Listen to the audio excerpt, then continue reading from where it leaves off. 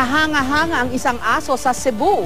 Kabilang kasi sa kanyang tricks ang math at spelling. May report si Chino Trinidad. Dating boksingerong may 2 sanksyon at hindi na mabilang na mga labang kolorom si Tatang Paul Digno.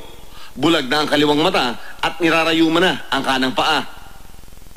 Tanging kasama niya sa buhay ang kanyang asong si Jones II. Dinalaw namin si Tatang at si Jones sa harapan ng tinaguriang Malacanang ng Cebu upang masubukan ang kakaibang talento raw ng aso. Jones, what is our national animal?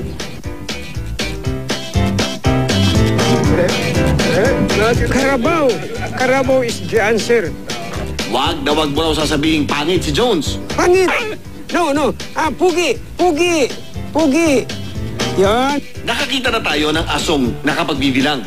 Pero ngayon lang ako nakakita ng asong marunong mag-compute. Okay. Subtraction naman, kuya. Okay, subtraction. Sige, tignan natin ang galing. Okay. 60 minus 40.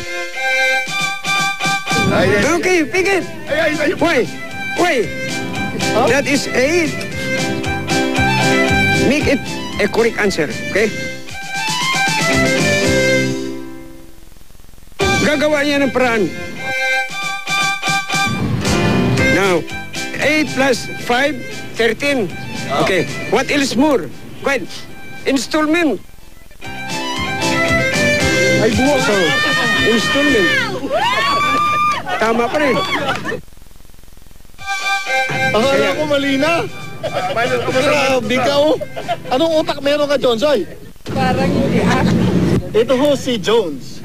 Hindi ko alam kung anong klase, no? Hindi tao at definitely hindi hayop. Pero hayop sa talino. Yan ang masasabi ko. Ang isa pang hindi pangkaraniwang husay ni Jones, kayang mag-spelling. Spelling, basic na spelling. Yan ang testingin natin para patunayan sa inyo na itong si Jones II ay talagang isang espesyal na aso. Okay. In English, he is a special dog. Spell Chino. Spell mo daw, Chino.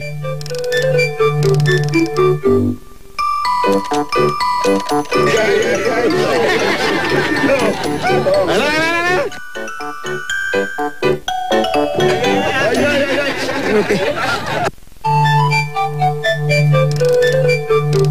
Kaya kinuha mo pa!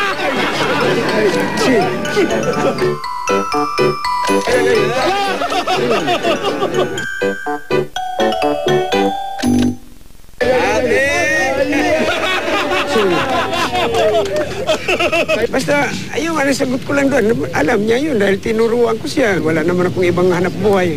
Siya lang ang inaasahan ko mag-sit up dahil magpapaalam na. Chino Trinidad, GMA News.